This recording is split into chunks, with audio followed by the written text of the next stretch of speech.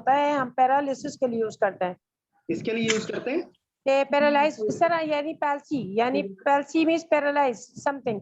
तो सर ये डेफिशिएंट होते हैं। मैंने आपको बताया ना कि ये बच्चा है तो सेरेब्रल पैल्सी बाय बर्थ, इनमें जो है तो ये जो है कुछ डेफिशिएंसीज होती हैं इनमें। अच्छा, फंक्शनल इनमें से डेफिशिएंसी फिजियोलॉजिकल हो कोई सकते इस हैं। आंसर को थोड़ा इम्प्रूव करेगा? Cerebral, what is cerebral palsy? कितनी टाइम है, कितनी ये तो 2-3 घंटे का। सर दिस इज कंजेनाइटल जो है ना, इनके स्पेशल बच्चे होते हैं, उनको माइलस्टोन्स डिलेड होते हैं सर, अच्छा, और मेंटली रिटार्डेड होते हैं। जी सर डॉक्टर जिन लेगा बच्चों आप में बताएं। जी सर, जिन बच्चों में बाय बर्थ नर्व्स जो है ना वो पैरालाइज होती हैं सॉर्ट ऑफ, उनको sir by birth due to hypoxia anoxia sir उसको सर सेरेब्रल पाल्सी कहते हैं। अच्छा, ये कितने टाइप्स की होती हैं?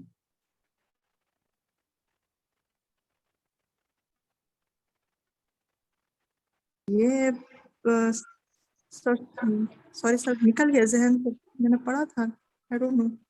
अच्छा, अब आपको मैं एक मजे की बात बताऊं कि मैं एक दफा नहीं, 2 दफा नहीं, 3 दफा नहीं, 4 दफा नहीं, 5 दफा नहीं, मैं ये न्यूमरस टाइम ये देखता हूँ कि वो टॉपिक है जो मॉर्गन में नहीं लिखा ना, वो आप लोगों से पूछे ना तो ऐसे लगता है कि जैसे वो गजनी में लोगों की याददाश्त चली जाती है ना आमिर खान की, उस तरह हो जाता है। ये क्यों होता है?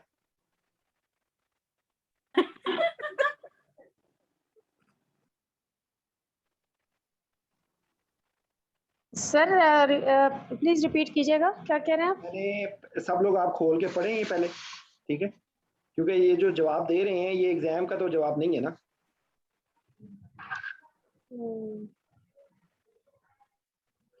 और सेरेब्रल पाल्सी पूछ सकते हैं, ठीक है। बेसिकली ये क्या ये बर्थ इंजरी का इससे कोई ताल्लुक होता है? सर बेसिकली बिल्कुल जो है होता है। ये ग्रुप ऑफ डिसऑर्डर्स होता है जिसमें मोटर, सेंसरी और न्यूरोलॉजिकल जो है वो इन्वॉल्वमेंट मिल सकती है। So there multiple things that might be present in cerebral palsy. और अगर आप इसे बेसिकली डिवाइड करें तो ये 2 तरह का हो सकता है, या तो कंजेनाइटल कोई चीज हुई है या एक्वायर कर लिया गया है। ठीक है, जहाँ तक मुझे याद आ रहा है सर। नहीं ये उसमें ये है कि ये बेसिकली टाइप्स इसकी आपका मैंने आर्टिकल आप लोगों को भी भेजा है, आप इसको देख लें। बेसिकली ये स्पास्टिक होती है या जो है ना मतलब यानी कि जिसमें स्पास्टिसिटी होती है या वीकनेस होती है। सर अटैक्सिक होती है और हाइपोटोनिक होती है। अब तो बूटी मिल गई है, अब तो सब बोल पड़ेंगे। इसमें प्रॉब्लम्स क्या क्या हो सकती है इन पेशेंट्स में? सर इसमें मोटर वीकनेस होती है, इसमें सबसे पहले तो सर डिलेड माइलस्टोन्स होते हैं, ठीक है। इसके बाद इसमें मोटर वीकनेस होती है, इसमें सॉलिंग रिफ्लेक्सेस डिमिनिश हो सकते हैं, इसमें आईक्यू लेवल सर कम होता है। इसमें से कितनी चीजें जो एनेस्थीसिया, पहले आप अपनी मस्जिद बनाएं, पहले एनेस्थीसिया की बातें बताएं। सर इसमें सीजर्स होते हैं सर, हमारी मस्जिद में फिर सीजर्स आते हैं सर, ठीक है। और इसके अलावा सर ये लो वेट होता है इनका। चुप बेटा, मुझे बोलने दो, चुप। बहुत अच्छी बात है सर ये इनमें सर इंट्यूबेशन डिफिकल्ट होने का चांस होता है। दूसरा सर इनमें रिगर्जिटेशन एस्पिरेशन का चांस होता है। Very good. और देखिए अभी तक के जो जवाब है ना, उनमें से एक एपिलेप्सी, एक इसके ना फिट्स वाली बात वैलिड है, एक एस्पिरेशन की बात वैलिड है, 2 बातें वैलिड है। डिफिकल्ट इंट्यूबेशन तो किसी भी 4 साल के बच्चे में हो सकती है ना। जी सर। और सर इनमें जो है ना सर न्यूरोमस्कुलर जो एजेंट्स होते हैं उनको कोई फॉर एग्जांपल स्ट्रेस वगैरह का सर मैलिग्नेंट हाइपरथर्मिया का चांस हो सकता है। सक्सामिथोनियम दे सकते हैं सर मैलिग्नेंट हाइपरथर्मिया का चांस होगा सर, क्योंकि सर वेस्टिंग ऑफ मसल होती है, तो सर वेस्टिंग ऑफ मसल्स की वजह से सर मैलिग्नेंट हाइपरथर्मिया का तो सर वैसे भी बच्चों में जो है तो उसमें ज़्यादा चांसेस होते हैं। तो सर इनका तो खैर नहीं, मैलिग्नेंट हाइपरथर्मिया का इससे कोई डायरेक्ट रिलेशनशिप तो नहीं है। सेरेब्रल पाल्सी का तो नहीं सर, इसका डायरेक्ट रिलेशनशिप नहीं है। हाँ ये है कि बच्चा है जो है तो भाई, पीडियाट्रिक पेशेंट है तो वो एक एक कंसर्न है। बंदा इस अजहर, आप एक काम करो, साथ साथ आप पढ़ते रहो, आप साथ साथ इसमें जो जो चीजों की डेफिशिएंसी हो आप बता दो, मैंने आर्टिकल भेज दिया आप लोग सब, ठीक है। देखिए बेसिकली याद रखें कि जहां पर भी स्टेसिस होगा ना, या बच्चा बेड रिटर्न होगा मिसाल के तौर पे, तो उसमें कौन सी एनेस्थीसिया की कौन सी कॉम्प्लिकेशन होने के चांसेस हो सकते हैं?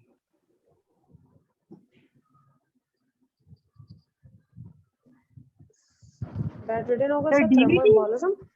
हाँ मतलब थ्रोम्बोएम्बोलिज्म की फिनोमेना की तरफ जाना चाह रहे हैं। देखो थ्रोम्बोएम्बोलिज्म देखो बेटा, तो बच्चों में 4 साल के बच्चे में थ्रोम्बोएम्बोलिज्म हो सकता है, लेकिन चांसेस कम होते हैं ना, ठीक सर।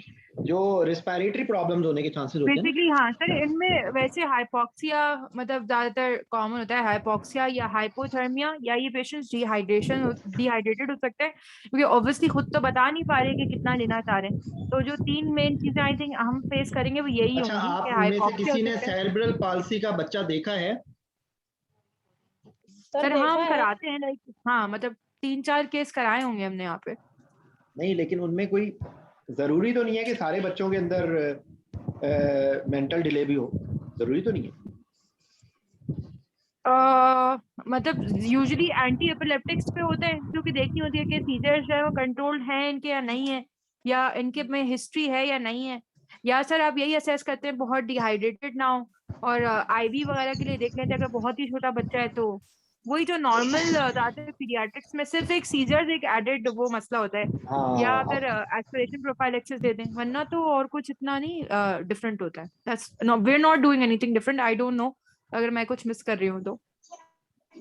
और इससे बताते हो सर ड्रग की डोजेज कम हो जाती है और सर इनमें जो है ना पोजीशनिंग डिफिकल्ट होती है और देखें, ये आप हमसे बोल रहे हैं अयाज? रेड बुक का ना मुझे बेसिक्स देखे रहा सामने बेटा है दे। अच्छा देखें, इस ये जो है ना टेबल वाइवा में पूछा जाएगा, अगर पूछा जाएगा तो ठीक है, तो इसको मुश्किल बनाने के लिए आप जितना मर्जी मुश्किल बना लें, लेकिन आसान बनाने का ये तरीका है कि ये बच्चों के सारे कंसर्न आ जाएंगे, ठीक है। उसके बाद इसके अंदर जो मेन न्यूरोलॉजिकल प्रॉब्लम है ना, तो न्यूरोलॉजिकल प्रॉब्लम की वजह से आपको एक प्रॉब्लम भी मिल सकती है कि इसमें डेवलपमेंटल डिले हो सकता है, बच्चा मोबाइल नहीं होगा, उसमें हो सकता है कि मसल वेस्टिंग हो, न्यूट्रिशनल डेफिशिएंसी हो सकती है, रेस्पिरेटरी प्रॉब्लम्स इस तरह से हो सकती हैं कि स्टेसिस होगा, एटिलैक्टेसिस हो सकता है, ठीक है। और ये डिपेंड करेगा, तो ये आपने हिस्ट्री लेनी है इंडिविजुअलाइज, ये कोई पक्की नहीं है कि हर बच्चे के अंदर यही चीजें हों, वेरिएबल हो सकती हैं चीजें, ठीक है। तो दूसरे ये कि इनके अंदर जो होता है ना, ब्लैडर का डिसफंक्शन होने के चांसेस होते हैं, रिफ्लक्स, इनके अंदर नेफ्रोपैथी होती है। अभी असल में बेसिकली मैंने कल ये केस करवाया था, बच्चा था सेरेब्रल पाल्सी का, 4 साल का, 5 साल का, उसको रिफ्लक्स यूरोपैथी थी, ऑब्स्ट्रक्टिव यूरोपैथी रिफ्लक्स, और उससे उसका एक किडनी डैमेज हो गया था। तो बेसिकली उन्होंने उसको उसकी नेफ्रेक्टमी की थी, क्योंकि वो किडनी उसका डैमेज हो गया था, तो उन्होंने उसको निकाला था, नॉन फंक्शनल किडनी हो गया था वो। तो बेसिकली वो उससे मैंने इस क्वेश्चन को आप लोगों के लिए बेसिकली ये मैंने कल भेजना था, लेकिन क्योंकि कल मैं शदीद सदमे का शिकार हो गया था, क्योंकि सुबह सुबह जिंदगी में पहली दफा मेरा मोबाइल यहाँ पर इस तरीके से चोरी हुआ, तो सारी ऐसे मोबाइल गया तो जैसे आपकी जिंदगी चली गई आपसे, ठीक है। तो इसमें परेशान नहीं होना इस क्वेश्चन के आंसर में। इसमें मॉनिटरिंग कैसे करेंगे?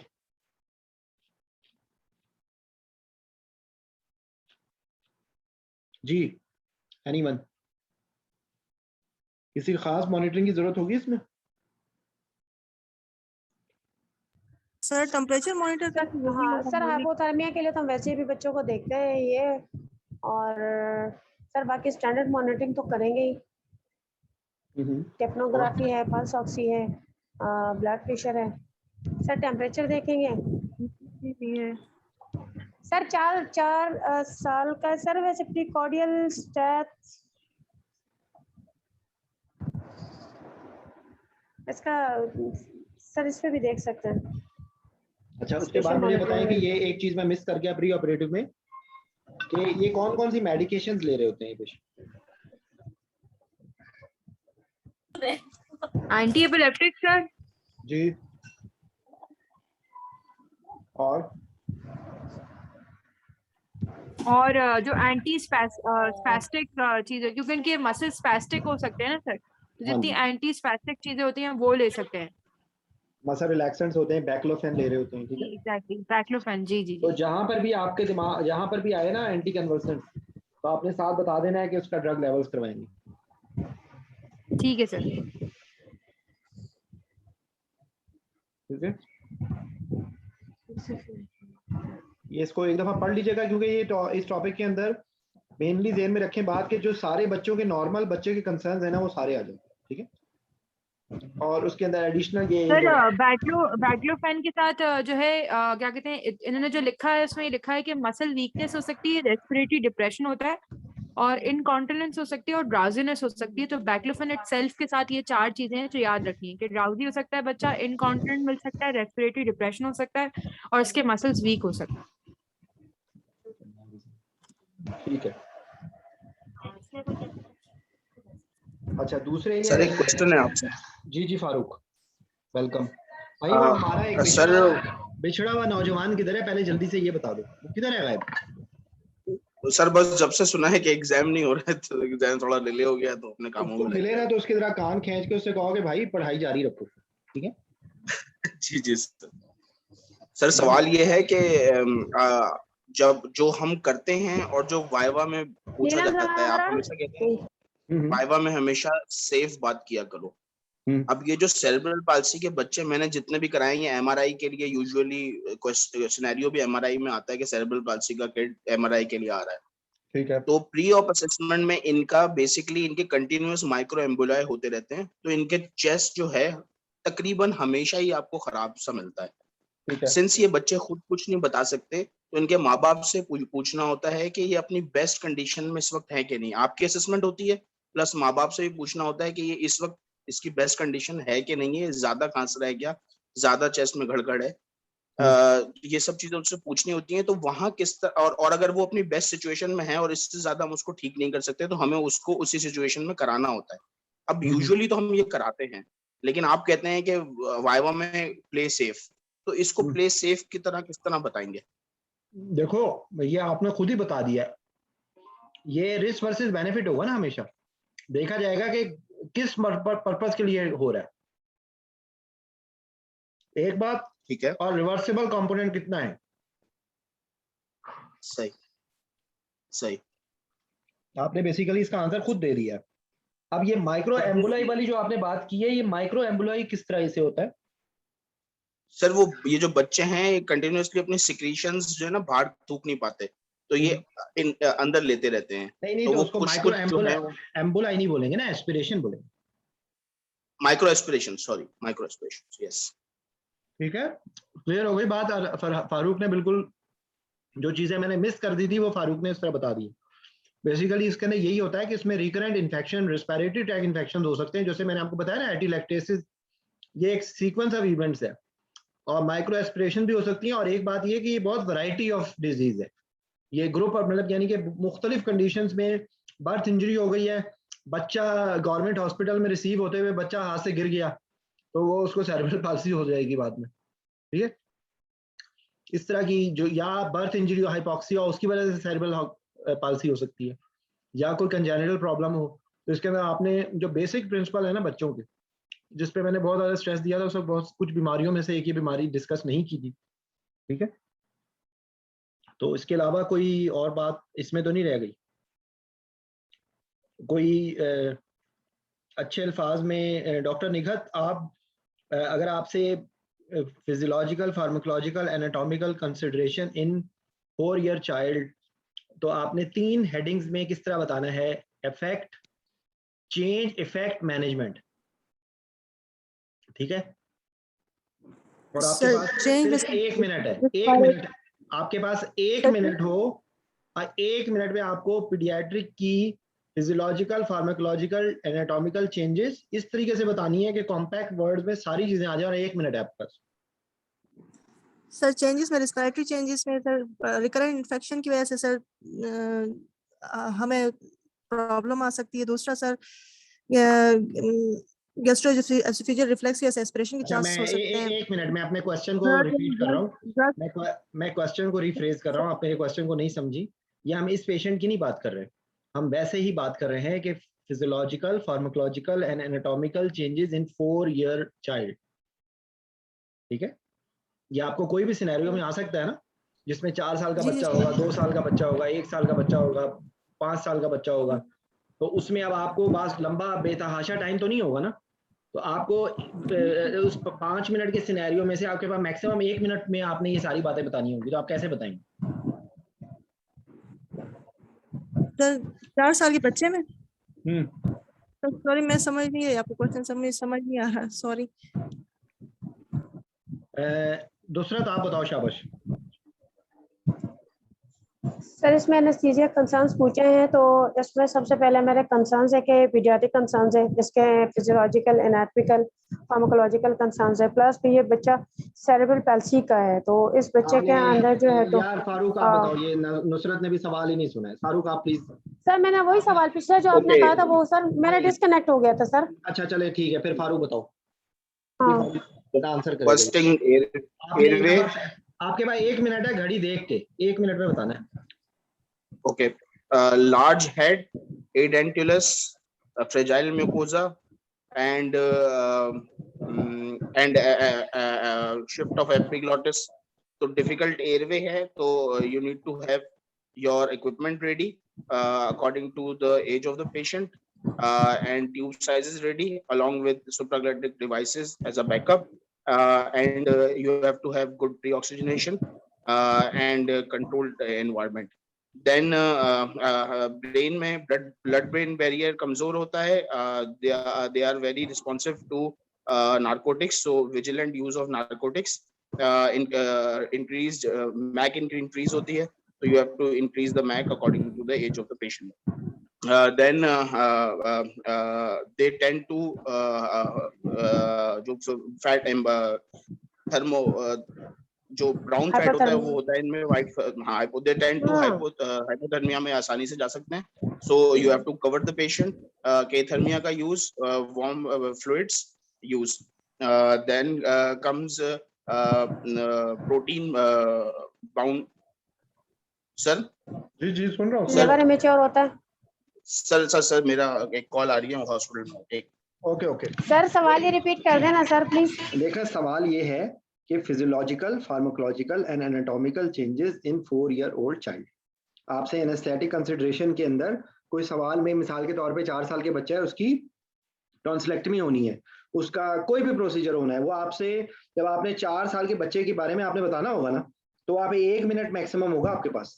1 मिनट में आप किस तरह बताएंगे कि सारे कंसर्न्स भी हो जाएं, बात भी हो जाए, और 1 मिनट से ज्यादा भी ना लगे।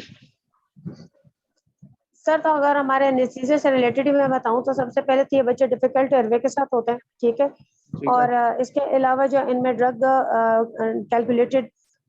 कैलकुलेशन होती है प्रॉपर, इनमें किडनी फंक्शन जो है इमेच्योर होता है, लिवर इमेच्योर होता है, ठीक है, इसके अलावा इनके जो लंग है इनके डिक्रीज नंबर ऑफ एल्वेलाई होते हैं, ठीक है, और इनके रिजर्व्स कम होते हैं जिसकी वजह से जल्दी डीसेट्स हो सकते हैं, और सर इसके अलावा ये बच्चे इनमें सर एस्पिरेशन का रिस्क बहुत ज्यादा होता है, ठीक है, और हाइपोथर्मिया के चांसेस बहुत ज्यादा होते हैं, मैलिग्नेंट हाइपोथर्मिया के चांसेस बहुत ज्यादा होते हैं, तो फिर इनमें सर हमें स्पेशल मॉनिटरिंग भी करनी होती है, लाइक हाइपोथर्मिया के लिए हमें देखना होता है, इसके अलावा हमें कैलकुलेटेड फ्लूइड देना होता है क्योंकि इनमें फ्लूइड ओवरलोड के चांसेस बहुत हो सकते हैं, इनमें ड्रग जो है कुछ ड्रग डोजेस हमें ज्यादा देना होता है बिकॉज इनमें एल्बुमिन लेवल कम होता है, ठीक है, इनमें इसके अलावा जो फ्लूइड हमें कॉन्शियस देना होता है। एक सेकंड, एल्बुमिन लेवल कम होता है तो ड्रग डोजेस ज्यादा देनी होती है? नो सर, ड्रग बाइंडिंग वो तो ड्रग टॉक्सिसिटी के चांसेस बहुत ज्यादा होते हैं, फ्री ड्रग अवेलेबिलिटी ज्यादा होती है, सर मैं सॉरी ये कहना चाह रही थी। Thank you very much. वो सम एग्जामिनर बेचारा परेशान हो जाएगा, वो उठ के बैठ जाएगा बेचारा। नहीं, और सर इसके अलावा इनमें हमें फ्लूइड कॉन्शियसली देना होता है, ठीक है, क्योंकि इनकी किडनीज की कंसंट्रेटिंग एंड डाइल्यूटिंग कैपेबिलिटी भी कम होती है, सही है, और सर इससे भी बेहतर हो बाकी सकता सर क्या इसमें ब्लड ब्रेन बैरियर बताना है? इससे भी बेहतर हो सकता है आंसर। ठीक है, फारूक ने भी काफी गलतियां की हैं। मजीद अच्छा जी देखो इसके अंदर क्या है कि 4 साल के बच्चे के अंदर आप एक सर वो आपने एक और सर एक मैं मिनट बहुत कम दे दिया। एनएमजे इमेच्योर होता है, देखो मेरी बात सुनो, आपको रियल एनएमजे टाइम सर में भी इमेच्योर होता है रियल टाइम में भी यही होगा। जी। रियल टाइम में अगर आपको 4 साल के बच्चे की एडिनोटॉन्सिलेक्टमी हो रही होगी तो उसके अंदर फिजियोलॉजिकल, फार्माकोलॉजिकल, एनाटॉमिकल कंसीडरेशन बताने के लिए आपके पास 1 मिनट से ज्यादा का टाइम तो नहीं होगा ना। Difficult intubation, rapid desaturation, fix cardiac output, heart rate dependent, immature liver and kidney leading to calculated dose requirements, difficult IV, difficult इंटुबेशन मैंने बता दिया, बात खत्म। आपने इतनी लंबी कहानियां थोड़ी सुनानी है। ठीक ठीक ठीक है जी सर ठीक ठीक है। आपको क्वेश्चन समझ आ गया डॉक्टर निगत? जी सर समझ आ गया सर। क्योंकि वाइवे में तो यही सवाल आएगा ना, यही क्वेश्चन है। अब आप शाबाश बताएं प्रेग्नेंट पेशेंट के लिए। ये मैं आपको लग रहा होगा कि ये मैं क्या सवाल पूछ रहा हूँ, ये आपको एग्जाम में ये सवाल मेरा याद आएगा। यही सवाल का जवाब आपने देना है। Pregnant patient for anything.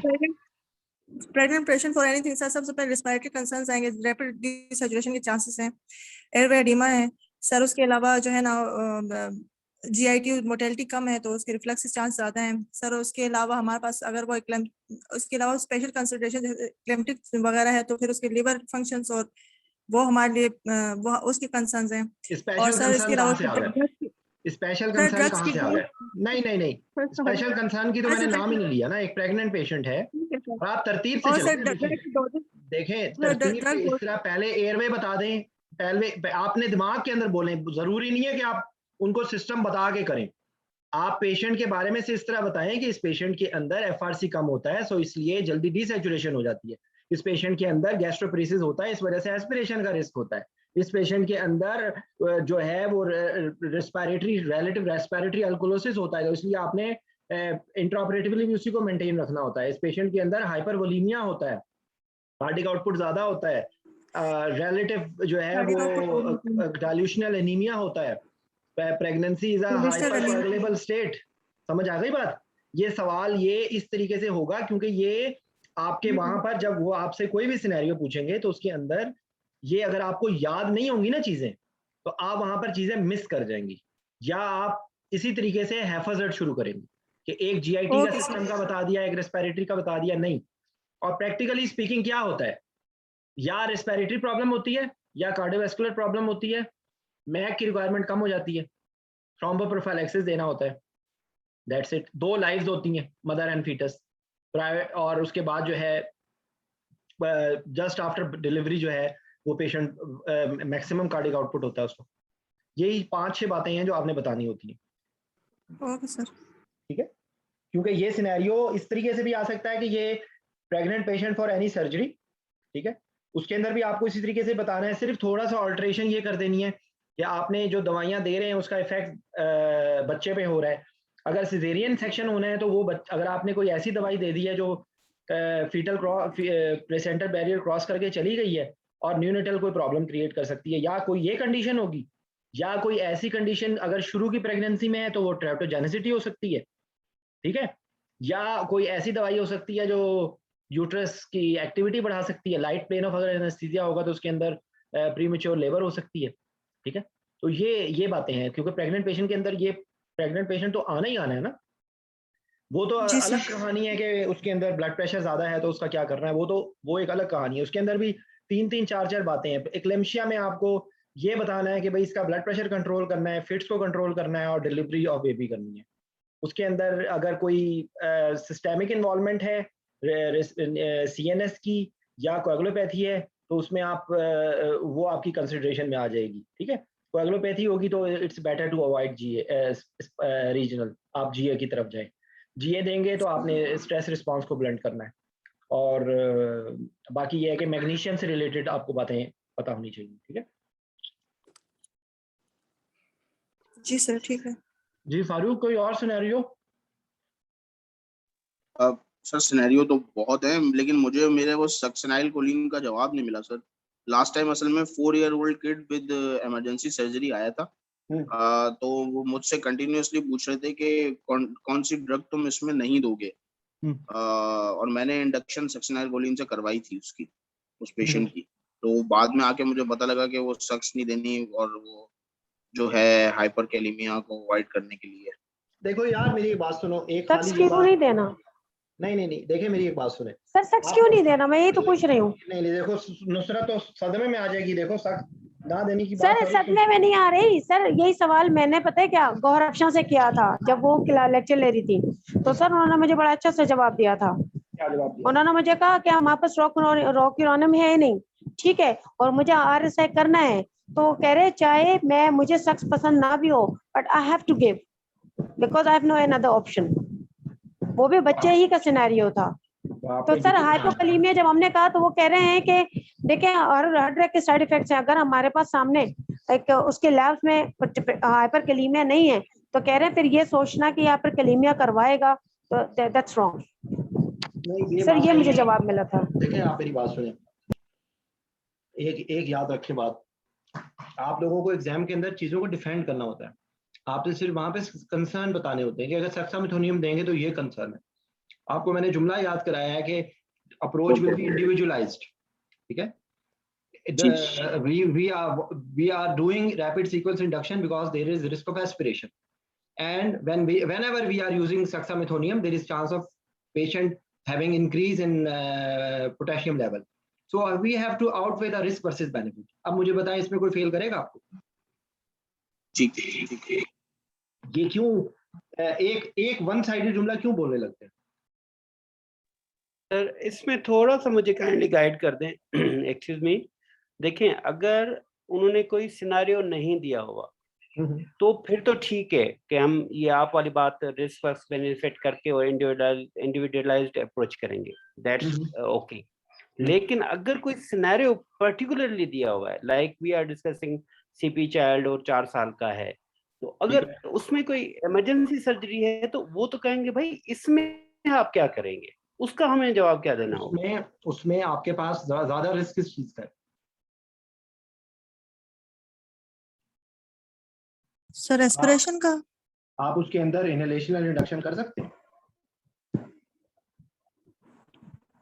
नहीं सर, क्यों सर इनहेलेशन भी क्यों नहीं कर सकते? आप उसके अंदर चाइल्ड कोऑपरेटिव होता है। नहीं ये बात नहीं है। नहीं, इनहेलेशन में तो मास्क मुंह पे रखते हैं और बच्चा जो सेडेट हो जाता है वो तो फिर खुद ही कोऑपरेट करता है बच्चा। अच्छा, तो उसके अंदर ये अब सवाल करके ये जवाब दोगी ना नुसरत, तो हमारी गर्दन अलग हो जाएगी। ये मैं उसको सर मैं एग्जामिनर को जवाब नहीं दे रही हूँ। नहीं तो यही जो इस वक्त यहाँ पर बोलोगी वही एग्जाम में भी बोलोगी ना फिर। मैडम वो चाइल्ड प्लास्टिक चाइल्ड हो सकता है, वो मेंटली रिटार्ड चाइल्ड, आप उसको पकड़ कैसे इनहेलेशन थोड़ी दे सकते हैं। नहीं ये बात नहीं है डॉक्टर निगहत, प्लीज आप लोग देखो, ये आप दोनों खवातीन इस वक्त रियल टाइम को एग्जाम के अंदर ट्रांसलेट करने की कोशिश कर रही है। एग्जाम में आपसे वो कोई करने को नहीं कहेगा, ठीक है सर। अगर पेशेंट कोऑपरेटिव नहीं है आप उसको ये बता सकते हैं कि मैं उसको थोड़ी सी इंट्रामस्कुलर केटामिन दे के उसको थोड़ा सा सेडेट करके मैं इनहेलेशन रिडक्शन कर दूंगी, अगर कोई ऐसी सिनेरियो है कि आईवी लाइन नहीं है, ठीक है। अदरवाइज आपने ये कहना है इस सवाल के अंदर भी कि ये इस पेशेंट में, जिसमें पेशेंट में एस्पिरेशन का रिस्क है, तो आइडियली अगर हमारे पास रोकोरोनियम है तो we can use that one which will avoid the complication of hyperkalaemia, ठीक है।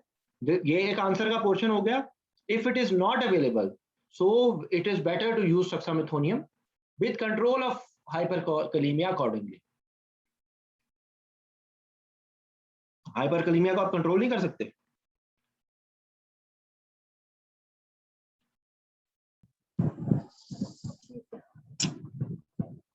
फारूक, जो आप ये बात बता रहे हो, आपने उनको क्या जवाब दिया था? जी सर, नहीं सर, मैं तो टाइम देख रहा था तो मैंने तो सॉरी कर दिया था, तो आगे बढ़ गए थे। नहीं, वो आपका सिनेरियो क्या था? क्योंकि देखो कोई और बात होगी।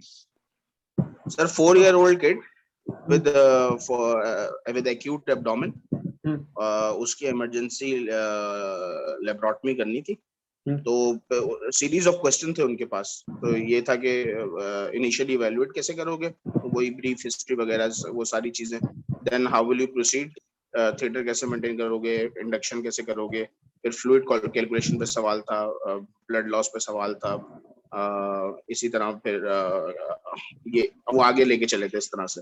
तो इंडक्शन पे जो उनका सवाल था वो यही था कि किस चीज को अगर आप दे रहे हो तो क्या चीज आपको प्रॉब्लम करेगी, तो वो सिवियर ब्रेडिकार्डिया और हाइपरकैलेमिया मन के साथ है। ठीक है ठीक है। देखें आप उसके लिए आप कहें कि अगर आप एंटिसिपेट कर रहे हैं तो आप ब्रेडिकार्डिया का तो ट्रीटमेंट आपके पास एट्रोपिन है ना। जी सर। और जो इसके अंदर आपको मैं बता रहा हूँ ना कि अगर आप ये बता देंगे ना अगर इतना कि इसके अंदर हमें रिस्क वर्सेस बेनिफिट देखो ये आपको एग्जाम के अंदर ना कोई चीज परफॉर्म, फिर मैं रिपीट कर रहा हूँ, परफॉर्म करके नहीं दिखाना। उसमें क्या आपने उनको ये बताना है कि ये भी एक प्रायोरिटी है, ये भी एक priority. We have to outweigh risk versus benefit, airway is priority. Hyperkalaemia control किया जा सकता है, आप उसको कैल्शियम ग्लूकोनेट दे दें, आप उसको इंसुलिन वो करके आप उसका कंट्रोल कर सकते हैं। और हाइपरकैलेमिया वैसे आई विश के कभी करके दिखाना होता तो वो ज्यादा मेरे लिए तो आसान हो जाता। हाँ करके दिखाना तो बहुत आसान होता है ना। वो एक बंदे से ना वो वाइवे में पूछ रहे थे डिफिकल्ट सिनेरियो, डिफिकल्ट इंटुबेशन का, तो वो घूम फिर के नहीं सर मैं ट्यूब डाल लूंगा, सर ट्यूब का कोई मसला नहीं सर मैं ट्यूब डाल लूंगा। ये कहते हैं फिर भी अच्छा, फिर भी प्रॉब्लम है। तो वो ये वाइवे के अंदर ये नहीं करना, ठीक है। वाइवे के अंदर अपने आप को बिल्कुल फ्लेक्सिबल रखें। आप एग्जामिनर की आंखों में आंखें डाल के देखें कि वो क्या सोच रहा है। एग्जामिनर ये सारे होते हैं, ये मेरी रिकॉर्डिंग को सुनेगा तो मुझे डंडे मारेगा, सारे बेचारे बुजुर्ग होते हैं, उनके एक्सप्रेशन नहीं छुपते। 99% एग्जामिनर्स जो है ना वो सवाल का जवाब देखते हुए उनकी आंखों में आंखें डाल के देखें, आपको पता लग जाएगा आप गलत बता रहे हैं सही बता रहे हैं। सिर्फ एक या दो एग्जामिनर, एक मुल्तान के एग्जामिनर है सबसे खतरनाक तरीन, सलमान वारिस, ठीक है, वो एक एक्सप्रेशनलेस फेस है। और हमारे लाहौर के सर वो रिटायर नहीं हुए अभी तक? नहीं, रिटायर होने के बाद तो और उन्होंने बाइबल लेनी। मैडम वो जॉब से निश्तर से रिटायर हुए हैं, सीपीएससी से रिटायर नहीं हुए। सीपीएससी से रिटायरमेंट का कोई क्राइटेरिया नहीं, ठीक है। तो सर एग्जामिनर कभी जवान हो ही नहीं सकता, सारे बुढ़े ही होंगे सर, तो हमें तो कॉम्प्रोमाइज करना है। और आपको पता है हंसते मुस्कुराते कंफ्यूज करते हुए मैंने सबसे ज्यादा देखा है फारूक के वो दोस्त हैं डॉक्टर हमीदुल्ला, जो मुस्कुरा डॉक्टर हमीदुल्ला तो अगले बंदे को जो रुला देते हैं ना मुस्कुरा के, वो हमीदुल्ला साहब है, समझ आई। सर एकेयू के सर सॉरी टू से एकेयू के सारे डॉक्टर एग्जामिनर्स ऐसे ही हैं सर, बहुत वो वेरी गुड और सर आपको जो है जस्ट पासिंग मार्क्स देंगे वो, और इतना अप्रिशिएट करते हैं। एकेयू के एग्जामिनर पाकिस्तान के बेस्ट एग्जामिनर हैं मेरे हिसाब से। नहीं इसमें कोई शक नहीं सर, बिल्कुल। लेकिन सर मैं ये कह रहा हूँ ना कि उनके भी मिक्स्ड एक्सप्रेशंस होते हैं, वो भी कुछ जाहिर नहीं करने देते हैं। सर बेस्ट एग्जामिनर्स हमारे पास हैं, मैडम डॉक्टर नवीद मसूद, सारे तो हमारे अच्छे एग्जामिनर्स हैं। ये आप रावलपिंडी की बात कर रही हैं? नहीं सर कराची वालों की। आगा खान के examiner Gauhar Afshan, doctor Fazal, doctor Hamidullah, they are very good examiners. Arshad Taqi साहब, आप अरशद तकी साहब को वाइवा दें, आपको लगेगा फलसफी, आप किसी फलसफी से बातें कर रहे हैं, ठीक है। और मैंने अपने कैरियर, क्योंकि मैंने 3 दफा इम्तिहान दिया है, तो मैंने रज के एग्जामिनर्स को फेस किया है। वर्स्ट एग्जामिनर वाज सलमान वारिस। सलमान वारिस साहब जैसा खतरनाक एग्जामिनर कोई हो ही नहीं सकता। सर सलमान वारिस तो डेफिनेटली एग्जामिनर जिस तरह भी आप कह रहे हैं वैसे ही हैं, लेकिन सर का मैंने जो ना मुल्तान में लेक्चर्स अटेंड किए हुए हैं निश्तर में, और यकीन जाने जिस तरह एक बच्चे को नहीं फीड किया जाता और अपने ट्रेनिंग्स की वो इस तरह से वो कहते थे रोस्ट्रम पे जाओ और मुझे ये ड्रा करके भी दिखाओ, ये इस तरह भी कराओ। सर आपने उनके लेक्चर सुने हैं ना, मैंने उनके साथ 3 महीने हाउस जॉब की है, मेरे से ज्यादा उनको नहीं आप जानते। He is a very polite person but totally opposite in examiner as examiner, ठीक है। तो एनीवेज आज हम लोगों ने हंसते खेलते 1-2 सिनेरियोज कर लिए हैं, तो इंशाल्लाह फिर कल मैं आप लोगों को कोई और सिनेरियो भेजूंगा। कल ये अगर आफ्टरनून में ना जुमे के बाद अगर आप लोग फ्री हैं तो उस टाइम पे मेरी कल छुट्टी है, तो जुमे के बाद हम कुछ देर कर सकते हैं। अगर आप लोग फ्री हो तो मैं उस टाइम पे लिंक भेज सर आज हमने मजे का कोई सिनेरियो के नहीं जो रच के करते हैं ना हम बात। ताकि आज थोड़ा तो बीच पढ़ बीच में लें बढ़ तो करते हमारे रहे। हालात बेहतर होंगे। जी जी जी जी जी जी वो आज आपने सेरेब्रल पाल्सी जितना अच्छा बताया है ना, वो होता है वो होता है बच्चे को ये होता है, वो वही वाली बात है। वो सिनेरियो किस तरह बताया आपने मुझे तो। सर इसलिए कह रही हूँ टॉपिक बता दें। टॉपिक मैं थोड़ी देर के बाद आप लोगों को मैसेज कर दूंगा, ठीक है? Thank you sir. Okay ji. Okay sir, thank you.